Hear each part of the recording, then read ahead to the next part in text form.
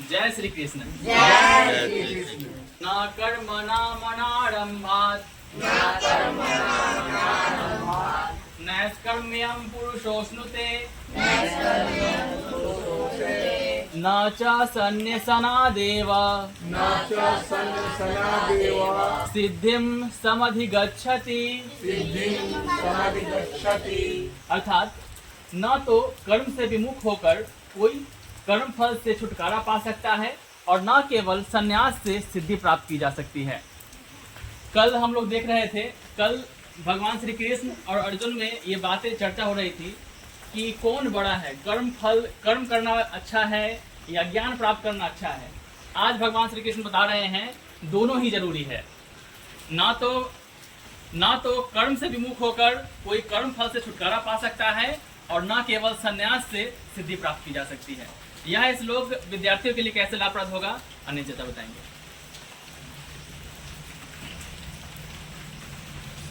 प्रसंग तो आप लोग जान ही रहे हैं, कृष्ण भगवान अर्जुन को समझा रहे हैं। आज भी वही बात है। अभी बहुत दिनों की पूरा गीता जो है सो कि बच्चों, पूरा गीता कृष्ण भगवान जो अर्जुन को समझा रहे हैं, युद्ध के लिए प्रेरित कर रहे हैं कि तुमको युद्ध करना कितना आवश्यक है, वही पूरा गीता है। उसी में पूरा सार जीवन का बता देते हैं कृष्ण भगवान की क्या है दुनिया, और उसी का नाम गीता जी है। वही जो है सो संकलन उसका जो है उसको गीता जी के नाम से जाना जाता है। तो आज का जो श्लोक है उसमें कृष्ण भगवान अर्जुन को कहते हैं कि कर्म से विमुख कर कोई कर्म फल से छुटकारा नहीं पा सकता है। इसका मतलब यह हुआ कि बहुत लोग, आप देखते होइएगा, बहुत लोग ऐसा सोचता है कि अच्छा हम कुछ ना बोलम, हम एकदम न्यूट्रल रहम, कर्म हमको नहीं करना है। जब हम नहीं कर्म करेंगे तो हम बच जाएंगे इस बात से। लेकिन यहाँ पर कृष्ण भगवान अर्जुन को कह रहे हैं कि कभी कभी जब कर्म आवश्यक होता है और उस समय आप मौन हो जाते हैं, चुप हो जाते हैं और सोचते हैं कि हम तटस्थ रहें, न हम इधर करें न उधर करें, तो उसका भी परिणाम आपको भुगतना पड़ेगा। आप कर्म फल से छुटकारा नहीं पा सकते हैं। उस कर्म का जो फल आपको होगा, आप चुप रहने का जो काम कर रहे हैं, वह बात भी आपको फल देगा और वह फल बहुत नुकसानदायक होगा। आप सोच रहे हैं कि मैंने कुछ नहीं बोला, लेकिन आप नहीं बोला, उसमें भी आपका नुकसान हो गया।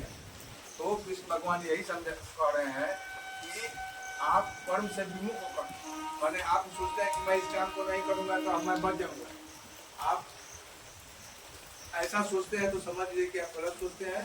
अगर जो आप मौन भी रह जाते हैं तो इसका असर आपके जीवन पर भी पड़ने वाला है। कृष्ण भगवान यही बोल रहे हैं। इसी तरीका से कृष्ण भगवान अर्जुन को कह रहे हैं कि अगर जो कोई आदमी केवल संन्यास ग्रहण कर ले, साधु बन जाए और अपने में वह आचरण, साधु वाला जो आचरण है, साधु का जो आचरण है, उस साधु के आचरण को अपने अंदर न उतारे। साधु का आचरण क्या है कि हम बौद्धिक ज्ञान को अपने अंदर उतारे और उस ज्ञान से पूरा जग को प्रकाशित करें। उससे पूरे जग का फायदा कैसे हो उसका जो है सो कि प्रयास करें। सन्यासी का यही कर्म है। तो केवल सन्यास से सिद्धि प्राप्त की जा सकती है और ऐसा संभव नहीं है। आप केवल सन्यास हो जाइए और सिद्धि प्राप्त, आप समझ गए कि हमको सिद्धि, हम सन्यासी हो गए, गेरुआ वस्त्र पहन लिए और अब हम सिद्ध हो गए, ऐसा नहीं है। उसके लिए आपको उस आचरण को अपने अंदर उतारना होगा और उससे पूरे जग को प्रकाशित करना होगा। अब यह श्लोक विद्यार्थियों के लिए कैसे सटीक बैठता है, इस पर हम लोग जरा फोकस करें। तो आप इसको ऐसे जोड़िए, गुरु जी कह रहे हैं अपने विद्यार्थी को कि कर्म फल से तुम अगर जो कह रहे हो कि हमको बुखार लग गया है, बहुत बच्चा बहाना बनाता है, परीक्षा में तैयारी कम है तो बहाना बनाता है कि हमको बुखार लग गया, हम परीक्षा देने नहीं जाएंगे। ठीक है, आप बहाना तो बनाइए कि परीक्षा देने हम नहीं जाएंगे, बुखार लग गया, लेकिन क्या समझते हैं इस कर्म से विमुख होकर के आपका भला हो गया क्या? आपके कई तरह के नुकसान हो गए। आपका 1 साल आपका चला गया, आपका जो सहपाठी आपके साथ पढ़ता था वो अगली बार आपसे 1 कक्षा आगे चला गया। एक नुकसान तो यहाँ हो गया, प्लस आपका ज्ञान जो है सो कि घट गया। आप पढ़ाई से भागे तो आपका जो है सो कि ज्ञान घट गया, और ज्ञान जब घट गया तो जिस सुख सुविधा का आप कल्पना किए हैं, कि हम विद्यार्जन करेंगे तो सारी खुशियाँ हमारे कदमों में होगी, वह खुशियाँ आपके कदमों में नहीं होगी, आपके आंखों में आंसू आ जाएंगे। ऐसा ऐसा खराब दिन देखना पड़ेगा अगर जो आप अपने कर्म से भागते हैं और अपने काम से मुंह मोड़ते हैं किसी भी तरीका से बहाना बना करके, तो उसका भी फल आपको भुगतना है। उसी तरीका से केवल ड्रेस पहन करके, और जैसे सन्यासी ड्रेस पहन करके सन्यासी बन गया तो उससे वो जो है सो कि जग का भला नहीं कर सकता है। अब मान लो कि कोई आदमी गेरुआ वस्त्र पहन लेता है और सन्यासी का कोई गुण उसमें नहीं है, तो वो क्या सिद्धि प्राप्त कर लिया वो? नहीं। है? तो उसी तरीका से विद्यार्थी अगर जो बक्सा टांग ले, ड्रेस पहन ले और यह नाटक करे कि मैं विद्यार्थी हो गया, तो उससे उसको विद्या मिल जाएगा? नहीं। उसके लिए क्या करना होगा? करना पड़ेगा। उसको कर्म करना पड़ेगा। अगर जो कर्म से विमुख होता है तो उसका लाभ उसको नहीं मिलेगा। मिलेगा? नहीं मिलेगा। नहीं मिलेगा। तो मुझे लगता है कि सभी विद्यार्थियों को यह सोचना चाहिए कि हम कर्म से भाग करके हम उससे बच नहीं सकते हैं। अगर जो हम कर्म से भाग रहे हैं तो उसमें भी मेरा नुकसान हो गया।